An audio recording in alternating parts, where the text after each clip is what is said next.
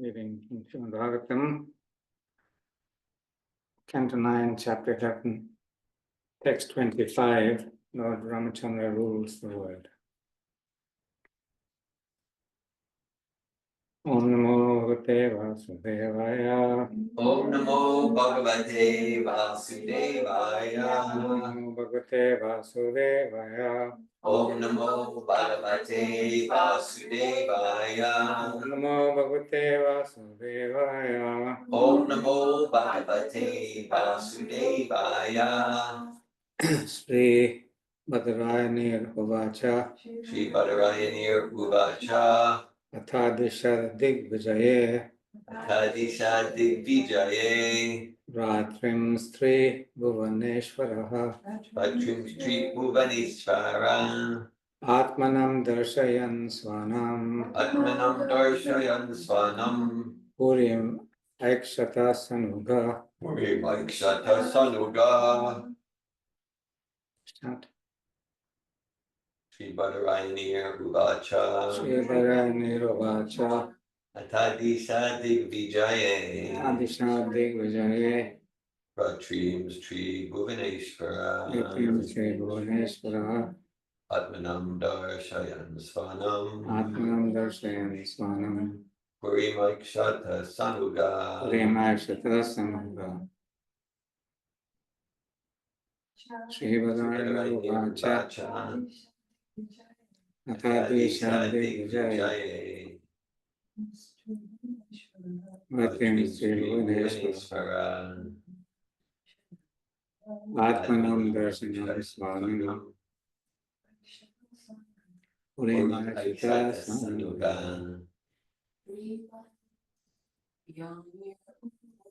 Shri Badarani Rovacha. Atadisha Digvijaye. Atadisha Atadisha Digvijaye. Patrim Shri Bhuvaneshwara. Vitram Sri Bhuvaneshwara. Atmanam Darsayan Svanam. Atmanam Darshayan Swanam. Purim Ekshata Sanuga. Purim Aikshata Sanuga. So we are reading for our attendees. Anushya Prabhu is here. We're reading from Srimad Bhagavatam, 9th Canto, Chapter 11, Text 25. Would you like to chant the verse?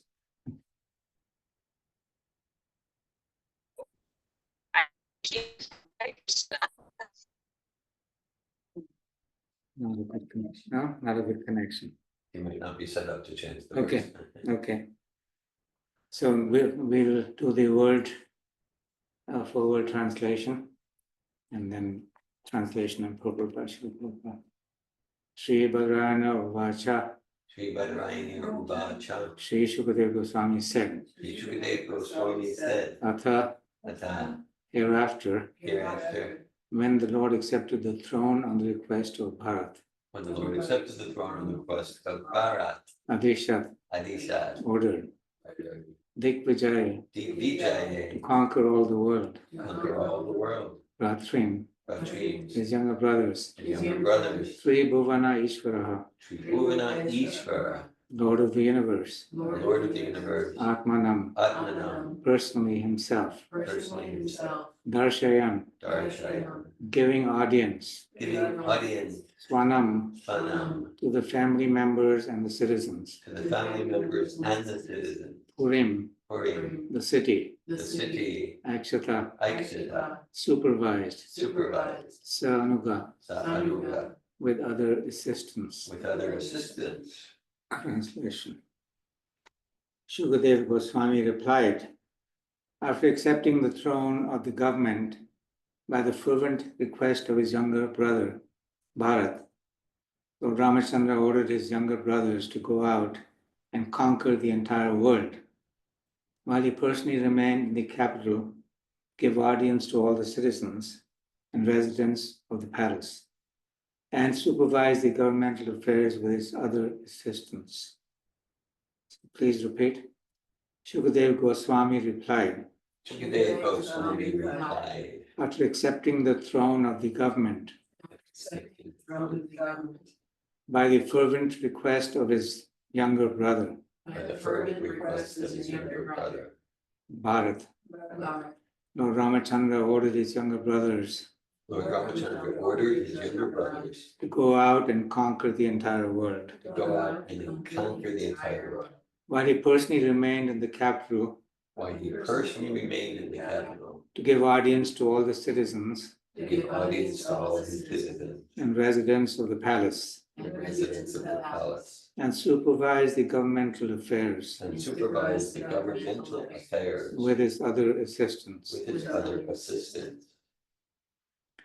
Purport by the Divine Grace, A.C. Bhaktivedanta Swami Srila Prabhupada. The Supreme Personality of Godhead does not allow any of his devotees or assistants to be engaged in sense gratification. The younger brothers of Lord Ramachandra were at home enjoying the personal presence of the Supreme Personality of Godhead. The Lord ordered them to go out and achieve victory all over the world.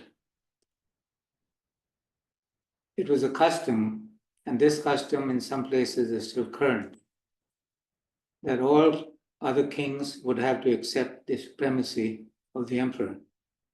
If the king of a small state did not accept the emperor's supremacy, there would be a fight, and the king of the small state would be obliged to accept the emperor as supreme. Otherwise, it would not be possible for the emperor to rule the country. Lord Ramachandra showed his favor to his brothers by ordering them to go out. Many of the Lord's devotees residing in Vrindavan had taken the vow not to leave Vrindavan to preach Krishna consciousness. The Lord says that Krishna consciousness should be spread all over the world, in every town, in every village, and every town. This is the open order of Lord Chaitanya Mahaprabhu. Prithivite achayata nagaradigram sarvatra prasara hare moranam. Pure devotee, therefore, must execute the order of the Lord and must not gratify his senses by remaining stagnant in one place, falsely proud, thinking that because he does not leave Vrindavan, but chance in a solitary place, he has become a great devotee. Devotee must carry out the order of the Supreme Personality of Godhead. Chaitanya Mahaprabhu said, Rare dekha tare kaho Krishna upadesh. Every devotee, therefore, should spread Krishna consciousness by preaching, asking whoever he meets to accept the order of the Supreme Personality of Godhead. The Lord says, Sarvadharman parityaja mamekam sharanam vraja. Abandon all varieties of religion and just surrender unto me. This is the order of the Lord who speaks as the Supreme Emperor. Everyone should be induced to accept this order, for this is victory. Dig Vijaya. And it is the duty of the soldier, the devotee, to impress upon everyone this philosophy of life. Of course, those who are Kanishtadhikaris do not preach. The Lord shows mercy to them also, as he did by staying personally in Ayodhya to give audience to the people in general. One should not mistakenly think that the Lord asked his younger brothers to leave Ayodhya because he especially favored the citizens. The Lord is merciful to everyone, and he knows how to show his favor to each individual person according to his capacity. One who abides by the order of the Lord is a pure devotee. Namo Jnanatinasya Gyanandanaya Shakapaya Chakshirunamritanam Tasmai Shri Gurave Jai Shri Krishna Chaitanya Prabhu Nityananda Shri Advaita Gadadhar Shivasri Gaura Bhattacharya Hare Krishna Hare Krishna Krishna Krishna Hare Hare Rama Hare Rama Rama Rama. Translation again. Shukadeva Goswami replied after accepting the throne of the government by the fervent request of his younger brother, Bharat. Lord Ramachandra ordered his younger brothers to go out and conquer the entire world, while he personally remained in the capital to give audience to all the citizens and residents of the palace and supervise the governmental affairs with his other assistants. So there's many wonderful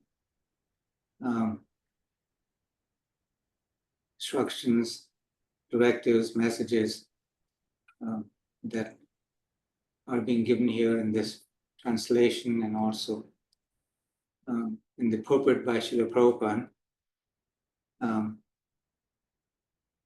First, Srila Prabhupada opens right away by saying that the Supreme Lord, he does not allow any of his devotees or assistants to be engaged in sense gratification.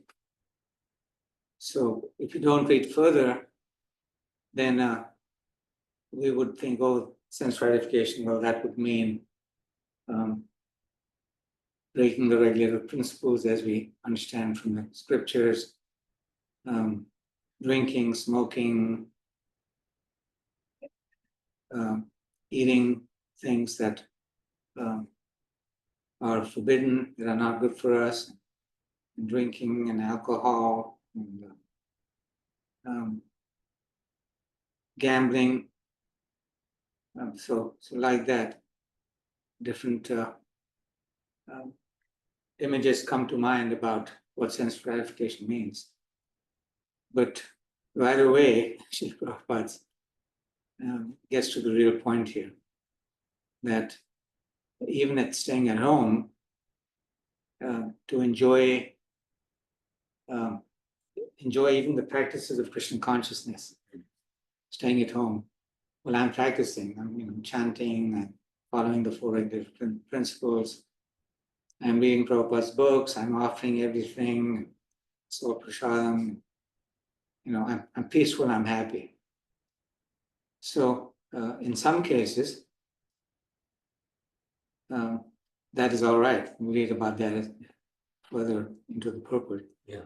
But here Srila Prabhupada is saying that this kind of staying at home is actually sense enjoyment.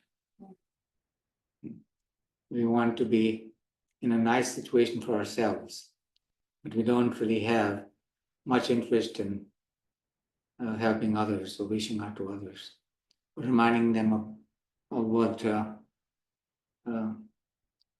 the goal of life is and how they can actually achieve victory in their lives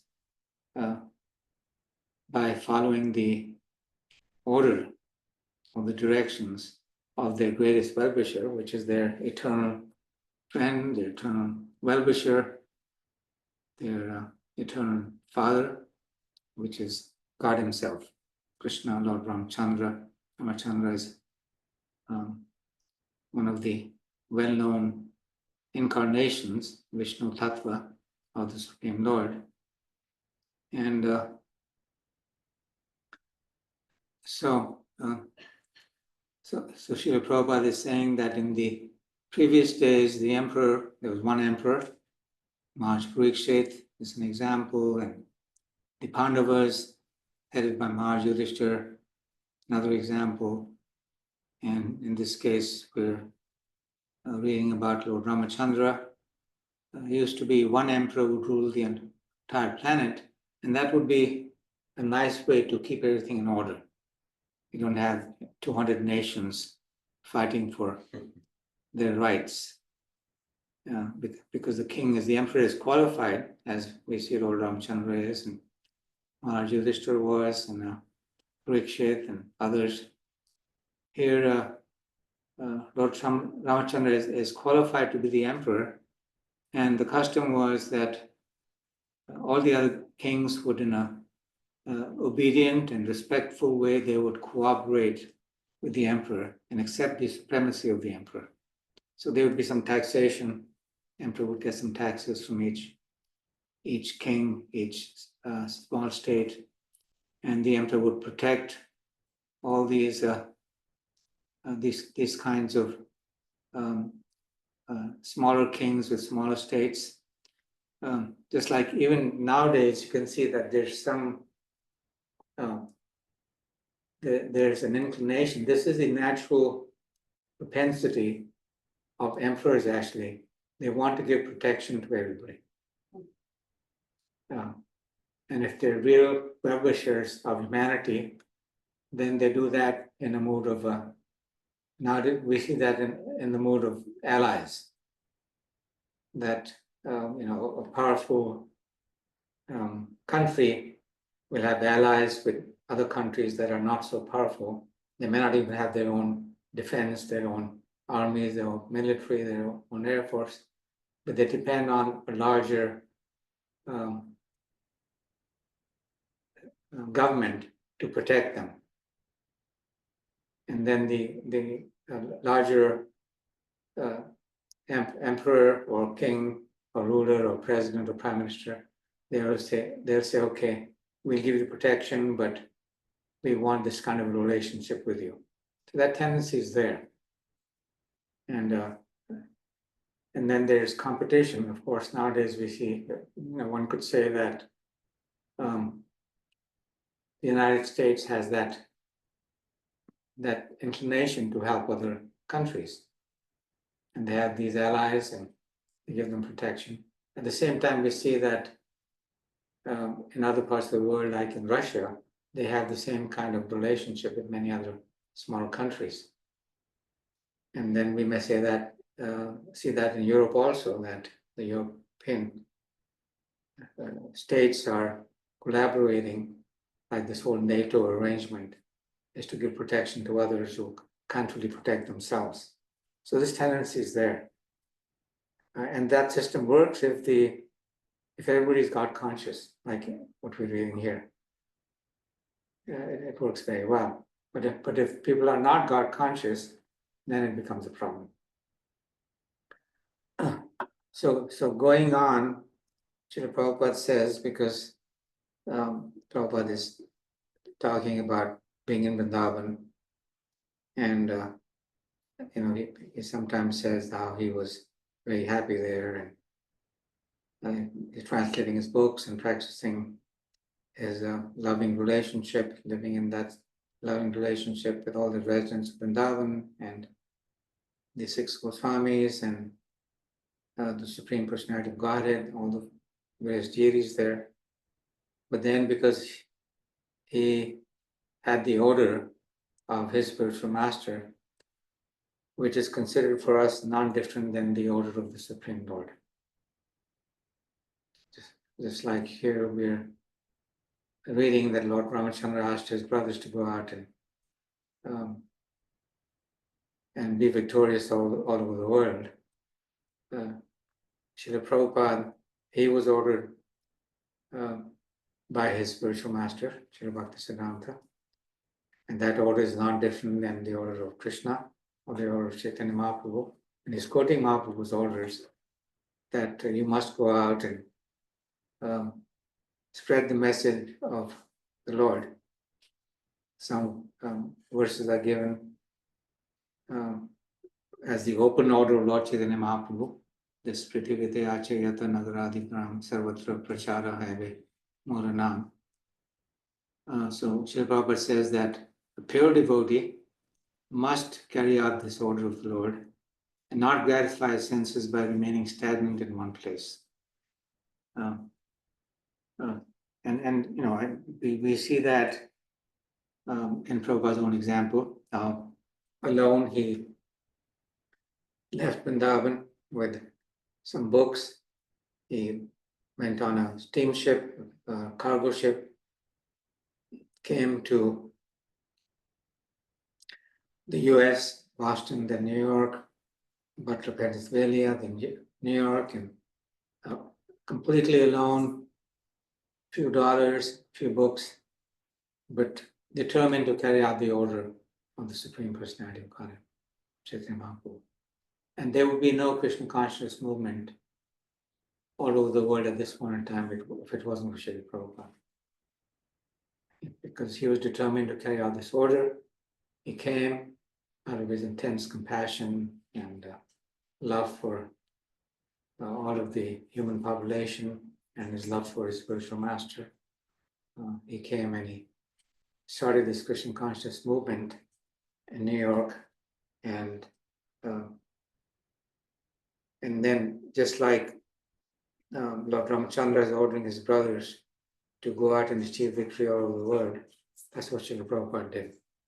As soon as there was just a little indication that somebody was ready to take on more responsibility, okay, now two of you go to San Francisco, and you go to Montreal, and you go to London, and you come with me to India, and then you go to Australia, and then you go to other parts of Europe, and then you go to Russia. So like that, very quickly, it was that's why it's called the Hare Krishna explosion. Because very quickly, Srila Prabhupada's mission, his books, his teachings, the Mahamantra, Krishna Prasadam, the Sunday love feast, very quickly this was exploding all over the world.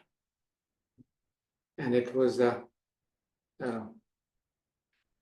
were, Srila Prabhupada would say that if we were qualified, which means us, not him, he said we could take over the entire world. It's like here, Lord Ramachandra is saying to his brothers to go out and achieve victory all over the world. Prabhupada said that we can conquer the world in 18 days. 18 days. 18 days, which is the length of the Battle of Kurukshetra, took 18 days. 18 days. So you can see how powerful the order of the Lord is. 18 days, we can actually conquer the entire world. And what does that mean? People take up the order of the Supreme Lord. Sarvadharman Prityaja Mamekam Shranamaja. For their own benefit, for the benefit of the families, for the benefit of their states, their nations, their neighbors, to accept the order of the Supreme Lord, because he is our greatest well-wisher. He is our greatest lover. He is our greatest friend. So by taking up the order of the Lord, life becomes wonderful. And by not taking up the order of the Lord, life becomes miserable.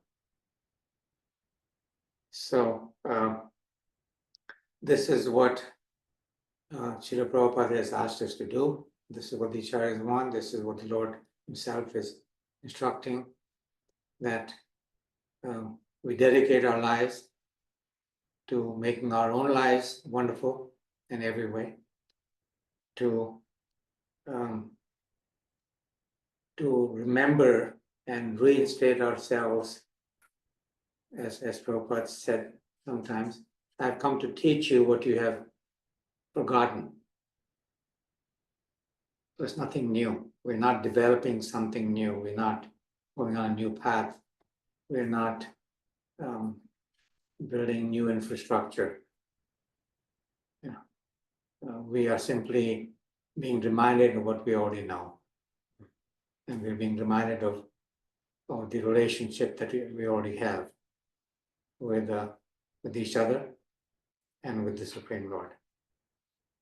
So, so make our lives very wonderful, very perfect. But part of that process of making our lives perfect is to help others.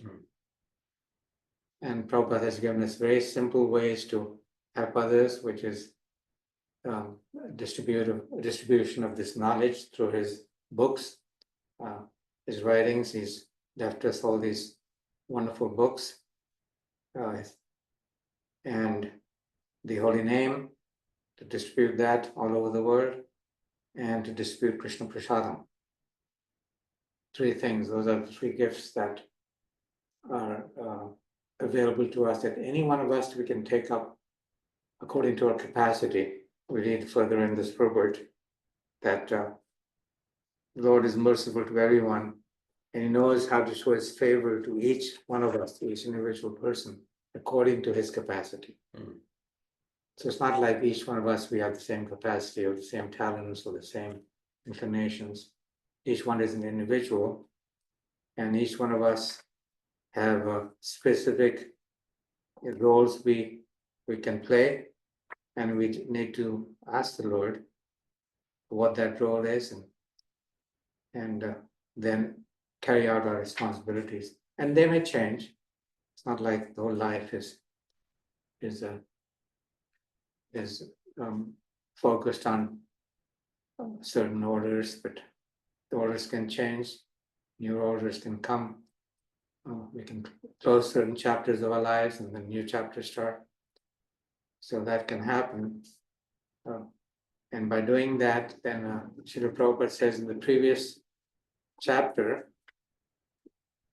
which is the Passion of Lord Ramachandra, this is text 50, he says,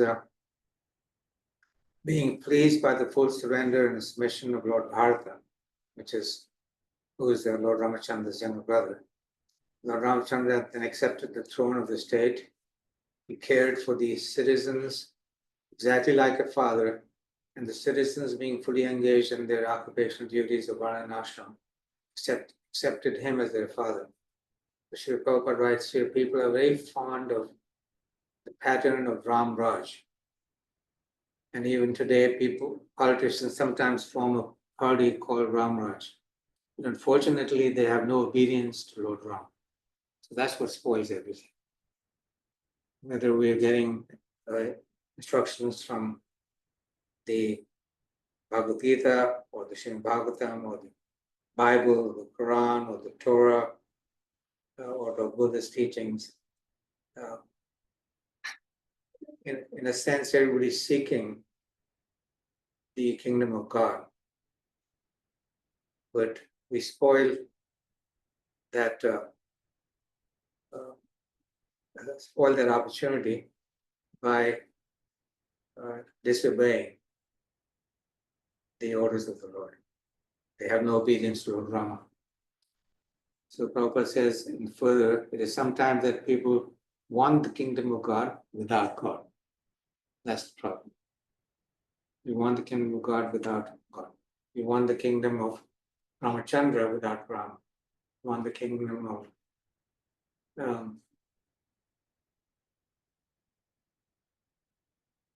we could say kingdom of Srila Prabhupada without Srila Prabhupada. So we use Prabhupada as simply as a logo, but we have our own ambitions, our own desires. We don't want to live according to the orders of Srila Prabhupada. And then that will happen. That's the nature of this material world. That we come here because we're attracted by disobedience, not by obedience. So we come here to be disobedient, left our home, kingdom of God, to come here to be disobedient. And we try and get back on the path of obedience. But it's not surprising if one gets on the path and then becomes disobedient again, or even pretends to be obedient while actually there's disobedience going on. So we have to be very careful. That's why Srila Prabhupada talks about spiritual life being like a razor's edge. If you're not very careful, and we'll cut ourselves, we'll wound ourselves. So I should stop. Other people will have very nice comments, I'm sure.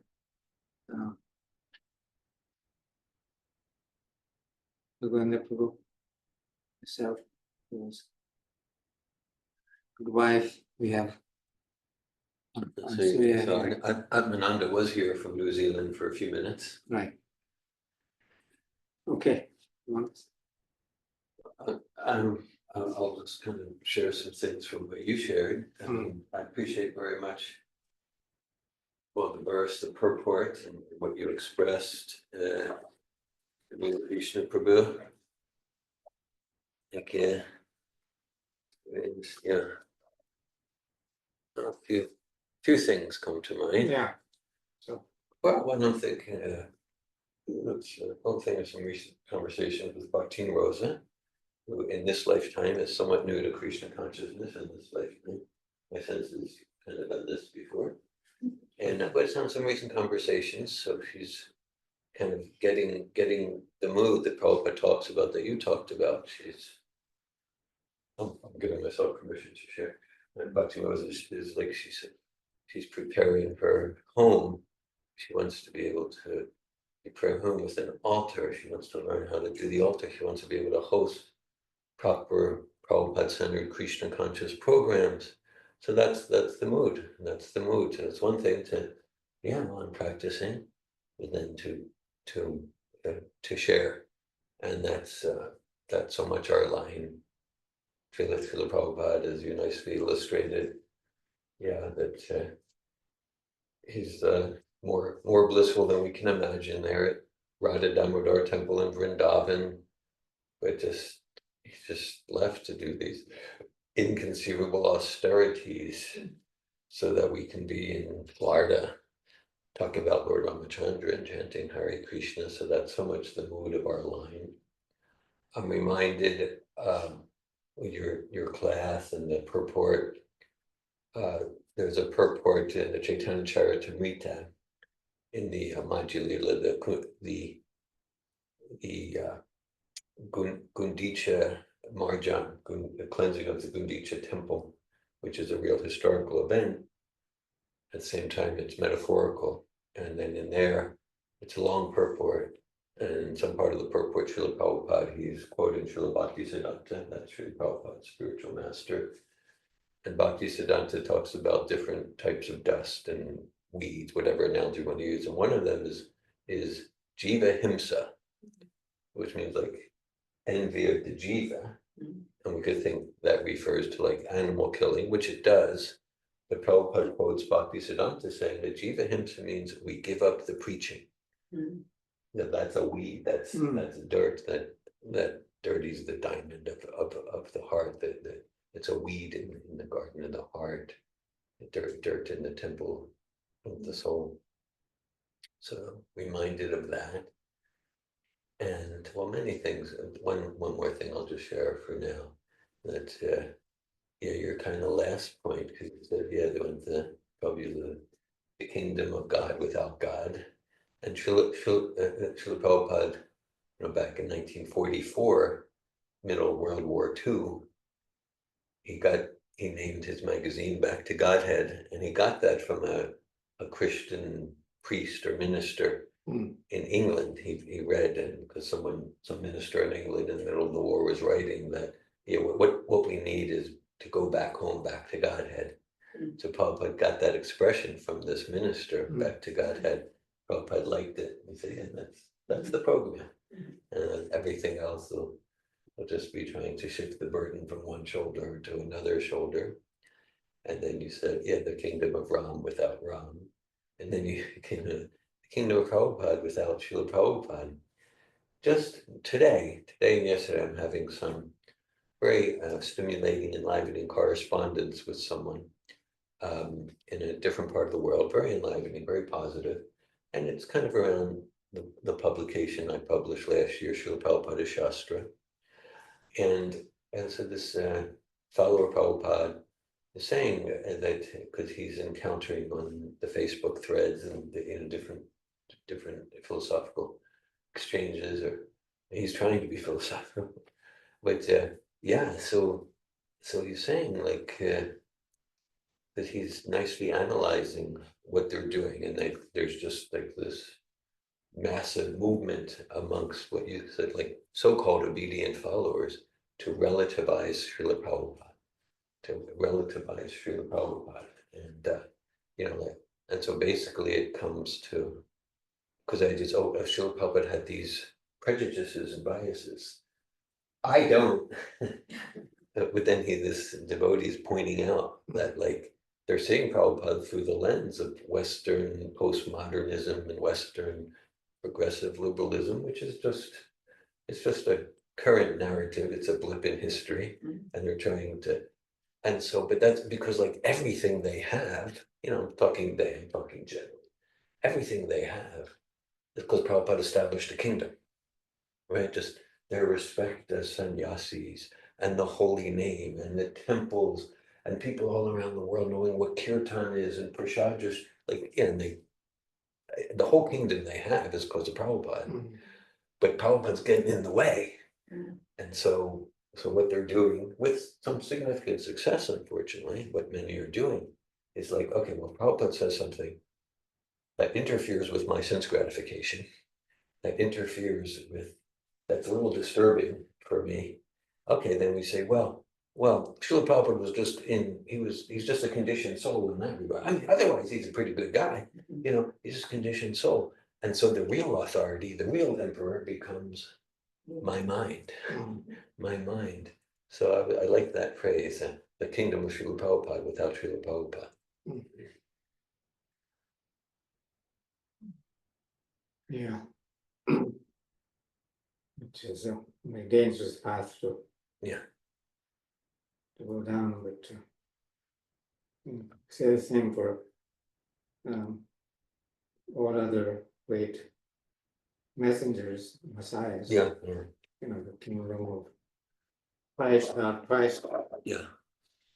Kingdom of Jesus without Jesus. Right. Or the kingdom of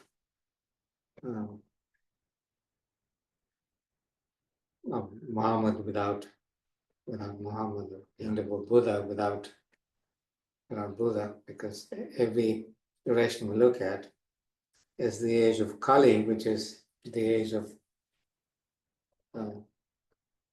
cheaters and the cheated. Unfortunately, that means it's rampant.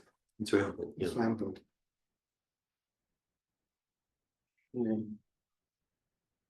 It's rampant, and Prabhupada was, he gives a significant amount of his energy to exposing the deviations. The deviation in the name of spirituality, in the name of Krishna consciousness, in the name of bhakti. Yeah, he didn't hold back. Yeah. That's true.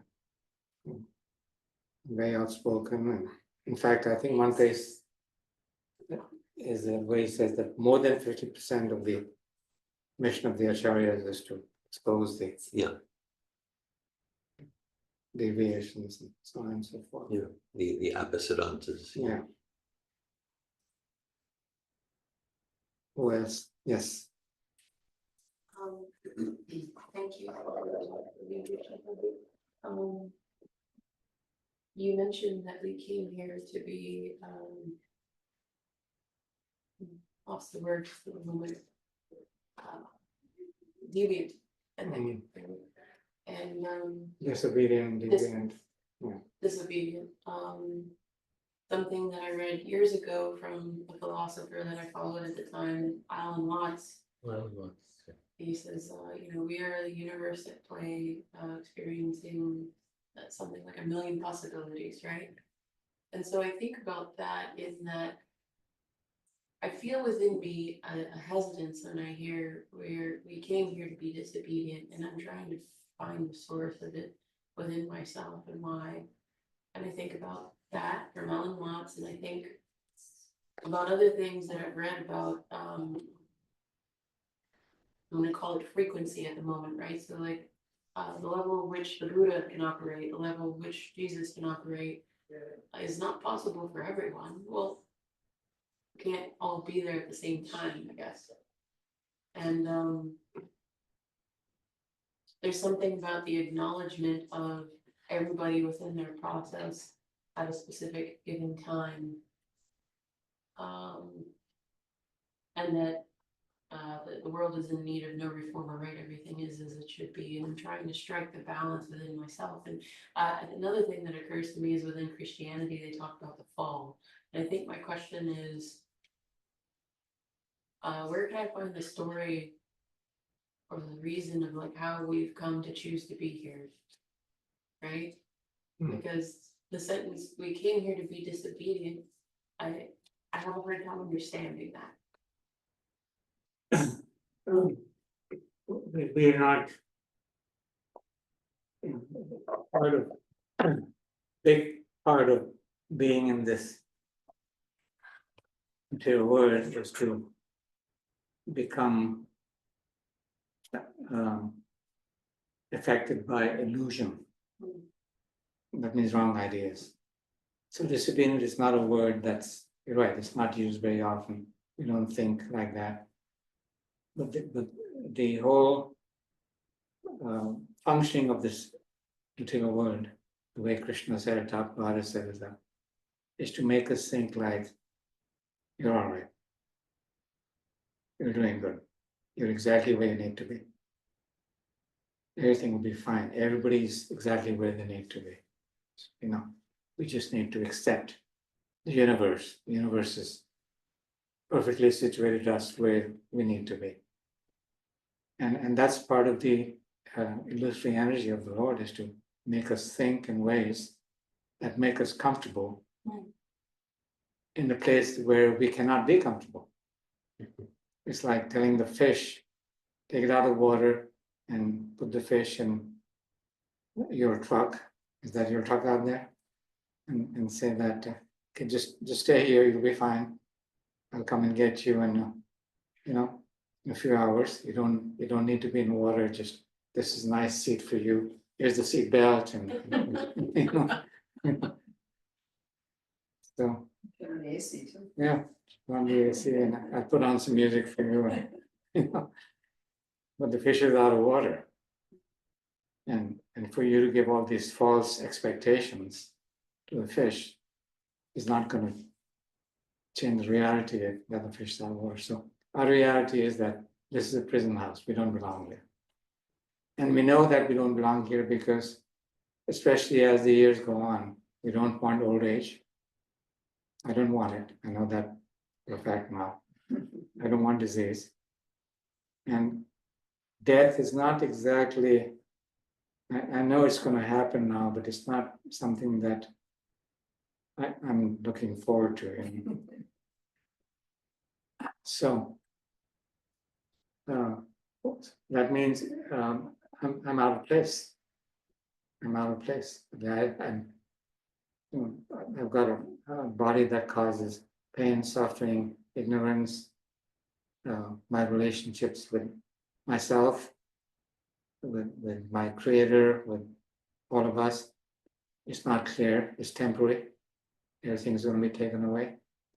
Our parents, our friends, our siblings, our spouses, everything is going to be gone. I don't really want that, but it's all being forced upon me.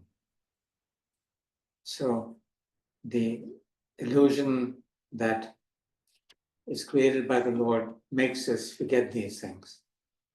It also makes us forget that we are disobedient. That's why we're here. And that's just a short explanation. Others maybe want to say more. I was thinking that Prabhupada most often, I think, uses the word enviousness. Envious is a very subtle thing. Envious of Krishna, envious of Krishna's position. That, and he says that it's very common that someone that's a servant will see his master enjoying, and he has this idea, oh, I wish I could enjoy like that. I'd like to be a master also. So, and Prabhupada says that it just takes a second. It's not something that you dwell on, maybe, or that you hang for years up and just that second, and you're immediately pushed down into the material. So I think in Christianity they talk about Satan and the fall of the angels. So it's similar, although in Christianity, I think they put it outside of themselves. That it was him. He was the bad guy. But actually, we have to own our own fault. Our Satan within. Yeah, our own responsibility for our position. Again, it can be very subtle. But like I was saying in the purport, it's a matter of having a subtle desire for sense gratification. Because Prabhupada says that the material world means sense gratification. That's why we're here. Even though it may be sense gratification in more goodness, because there's 3 different modes that you can enjoy it. You can enjoy the brothels and the breweries and things like that, that's a lot of ignorance or a lot of passion. You can enjoy, fun times going to Disney World and, definitely not with your friends or whatever. A lot of goodness you may, be vegetarian and we have wonderful relationships with other people. But it's still, like my husband's saying, it's still on the platform of material world. It's still on the platform of I'm this body, you're that body. And you're scratching your back and I'm scratching your back and you're scratching mine kind of thing, we're each giving each other some sense of gratification to a certain extent, But we have to step up one more platform. It's called Shuddha Sattva, means transcendental witness. So that means desiring pleasure of Krishna through the pleasure of Srila Prabhupada. So Prabhupada is the one that gives us the understanding of how Krishna can be served nicely, what he wants, like he's saying here, how he'd like to be served. And the best to highest. Krishna says in Bhagavad Gita, anyone who preaches this message to the devotees is most dear to me. And Prabhupada says he's immediately recognized. So that's a big way in which Krishna can be served. There's so many ways Krishna can be served, but the practice of sadhana bhakti is about opening yourself up to serving Krishna and serving.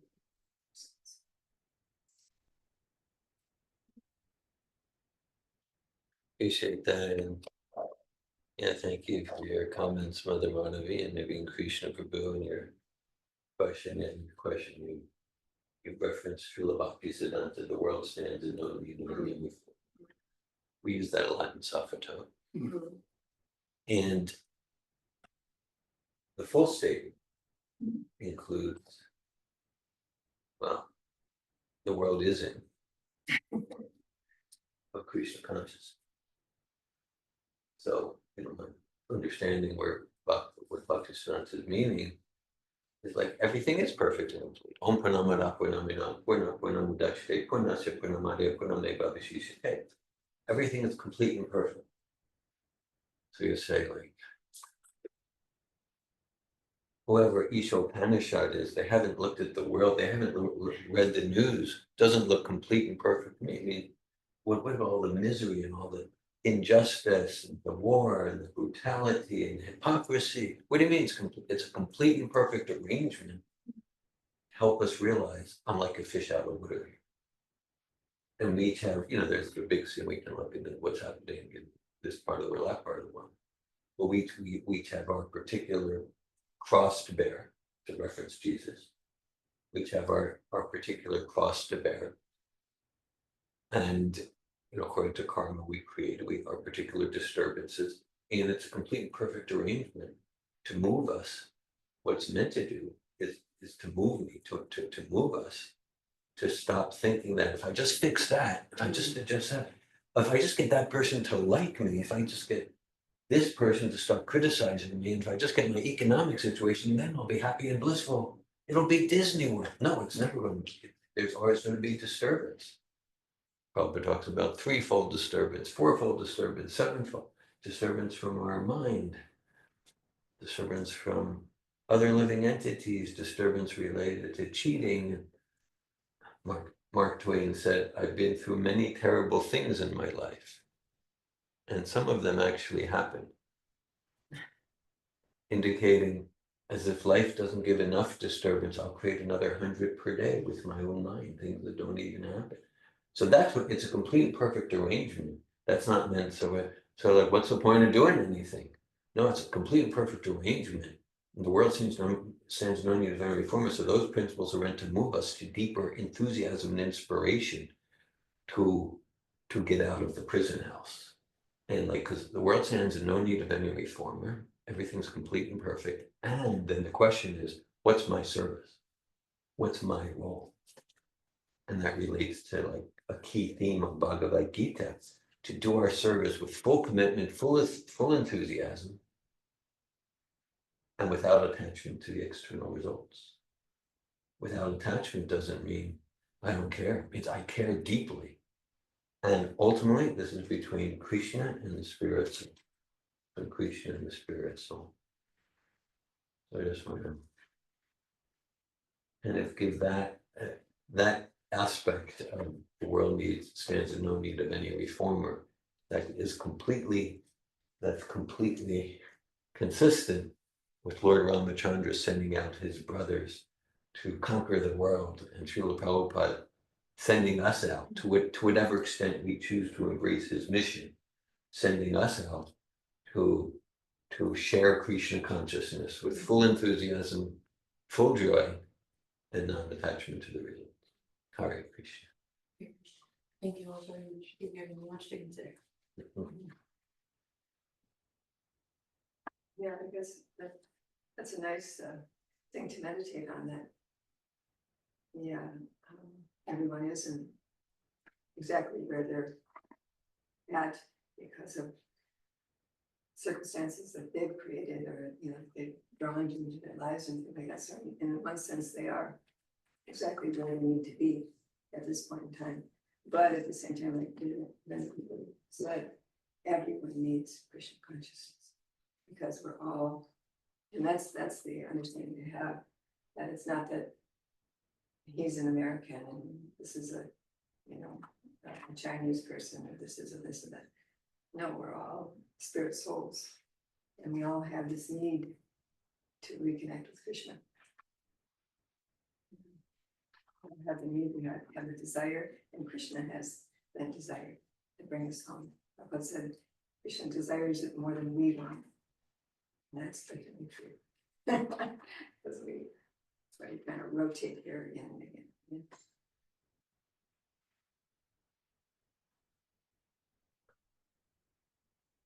Hare Krishna. No need for reform. Interesting, I will speak on that. One further thought on that is that we know, those of us who have some awakening of the reality of our lives and the world around us, and the world we're in, nothing happens by chance, right? Nothing happens by chance. Not a blade of grass moves without the sanction of Krishna. The sunrise, the sunset, the moons, the trees, the grass, the modes of nature, all the species of life. Some people enjoying in certain ways, some people suffering in other ways. Birth to death, old age, disease, the different types of miseries. It's all going on, but it's all under the arrangements of Krishna and his government. So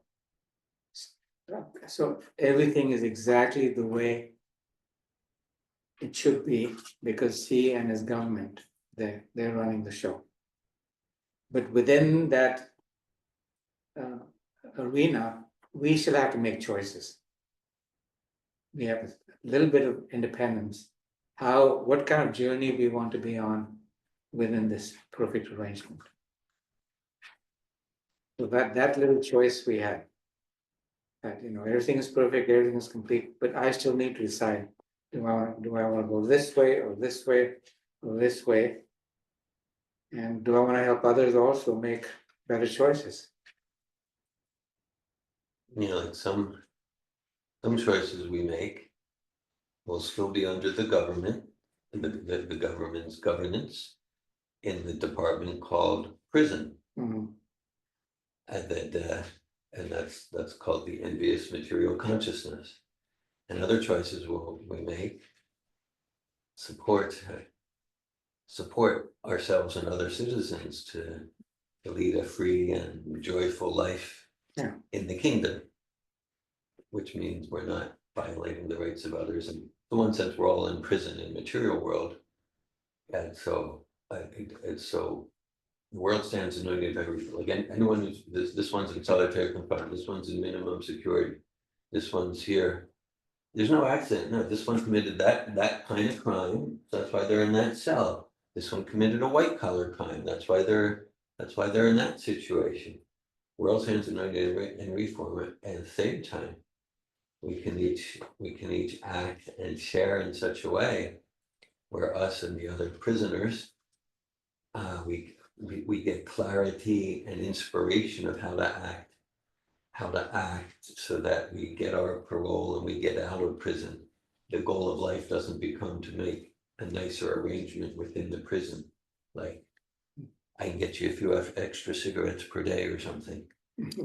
But then the goal becomes like, oh, there's a way to get out. Okay, be a good prisoner and to cooperate, and then I can be free and to really be a contributing member of society. So different analogies.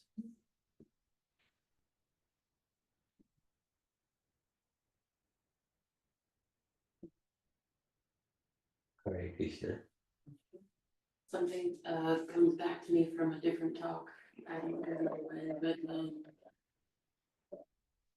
basically developing a higher taste and being able to invite others where they are to join you. The higher taste principle. You said to invite others and To join you. to join in the higher taste. Nobody wants to be less happy. They don't want to come with us. Come on over, let's experience more misery together. Okay, you're exactly right. People want to always be looking for more happiness. And happiness that is more perpetual, not temporary. There's so many temporary ways to, just experience a little bit of a rise happiness, but we all want more happiness. We want the happiness to be permanent, and we want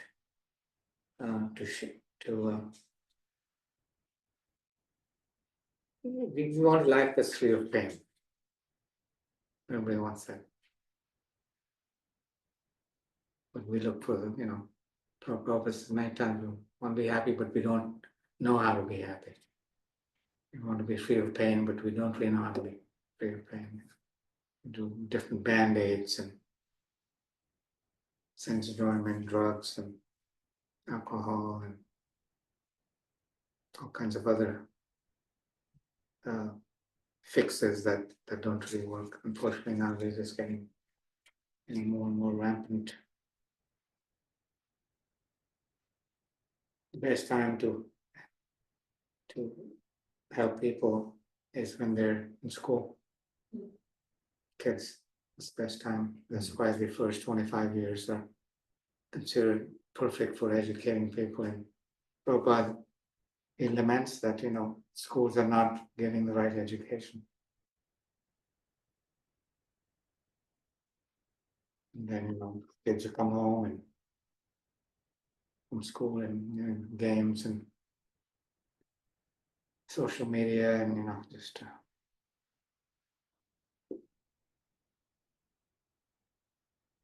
Chaitanya says, I have all these fruits that I want to share with others, but I don't have enough person to help me share these fruits with others.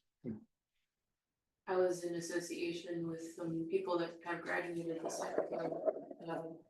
I think at least foundational during the event. Anyway, one of them said something to me about a lot of this philosophy is about transcending the self, but the issue, like the disease or the poison of our current situation, Kali Yuga or culture, is that most people don't have a sense of self to transcend because they're busy with their band-aids and their distractions. They don't really experience themselves. They don't understand. Thanks for sharing that. Thank you, Rosa. Anasuya. Hi, Krishna. Thank you so much for the discussion and class. And I was thinking of a couple things. One about being comfortable with chanting at home and doing my own reading. And I just find lately that there's just been so much richness and gathering with others. And so Rosa, myself, and some others from the Bhagavad Gita class met in public at Curious. And we had a 2-hour discussion on chapter 3, going through Govinda's questions. We only got to question number 2 in 2 hours. So, but we were just remarking today at Prabhupada's house, we had our artful experience. And Lakshmi Priya was saying how, here we are in a public place and there were other people using the space with us. And so, we're got our Bhagavad Gitas out, our relationships at work, we've got our laptops out, we're having 5 ladies having a conversation on Krishna consciousness and karma yoga and what's happening in our lives and how we apply it. Prabhupada's, words of advice and counsel, and just, it was so enriching just to be out and getting that exposure to others and just giving them a taste of what it could be like for 5 ladies to be sitting around not gossiping or not complaining or not, it's like we were really rich in conversation and we were talking about the connection. It was Lakshmi Priya's birthday and she doesn't like to be recognized on her birthday, but she said she loves the personal connection. And so having us there for her for a 2-hour conversation on chapter 3 of Bhagavad Gita was just life fulfilling. And then today she challenges us to create an art piece that we could take and put somewhere where we can spark a conversation. So we all created our own little piece of painting. And so mine was of a sunset. And so I did verse 3.41. And so it was just talking about turning lust and wrath into love of God. And so everyone says like the God's beautiful masterpiece of a sunset on Lake Santa Fe. And so, so it's going to be something that people might be attracted to say, what's this about?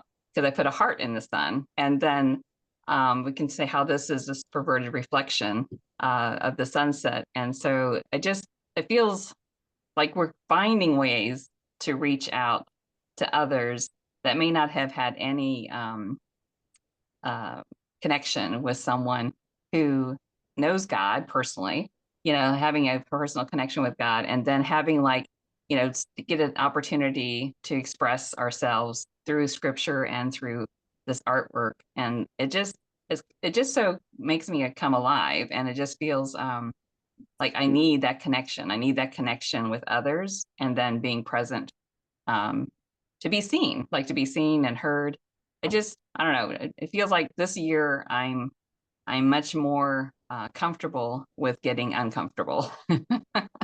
So I'm just stretching myself in different ways and just really appreciating the opportunity to express my gratitude for you coming out this evening and having class. I meant to be there in person, but we got late at Prabhupada's house and I chose to come back to my father's home. But I just wanted to let you know I'm really appreciating being with you this evening remotely. Hare Krishna. Thank you.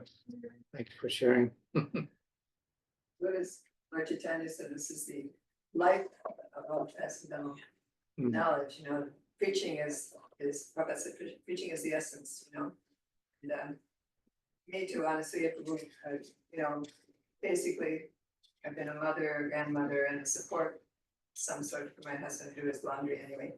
And I cook for him.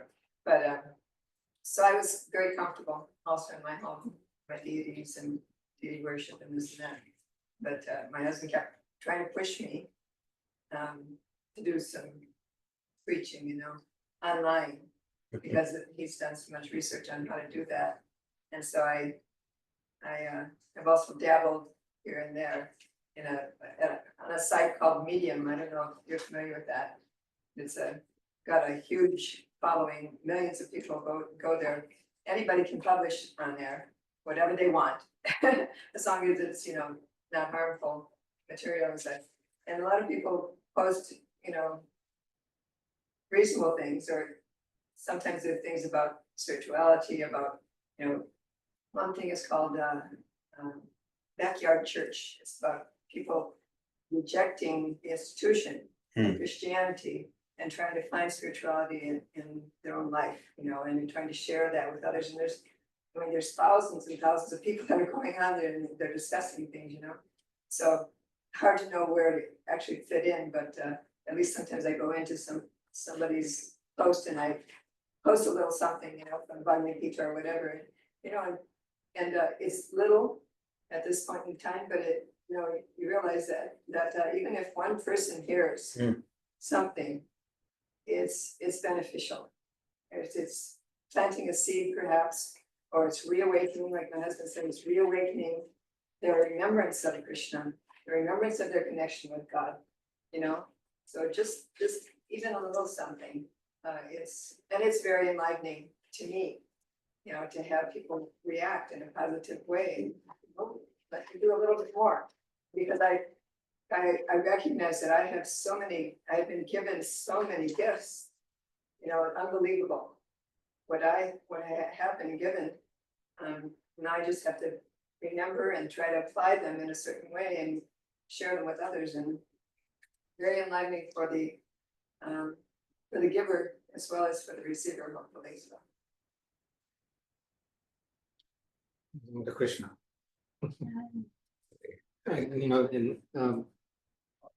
Your example of doing some kind of artwork to express something that you read and shared. I'm just reminded of Prabhupada saying a picture is worth 1,000 words. So such a nice, Krishna has inspired you, he's guiding you. And just by the knowledge of the Gita and some artwork that you created on some verse, who knows where it's going to lead. Well, Thank you so much, Hare Krishna. We've got lots of prashad here, I'm Suya Prabhu. You better come. Can give you containers for your dad and Oh my goodness. It sounds so wonderful, but he goes to bed soon, and there's some care I need to give to him before he goes to bed. So unfortunately, I'm not able to come this evening. But thank you. Hare Krishna. Soon, hopefully we'll see you. Srimad Bhagavatam ki, Srila Prabhupada ki, Sri Sitaram ki, Lord Ramachandra ki, Sitaram Lakshman Hanuman ki, Sri Ram Navami ki. Namo Vishnu Padaya Krishna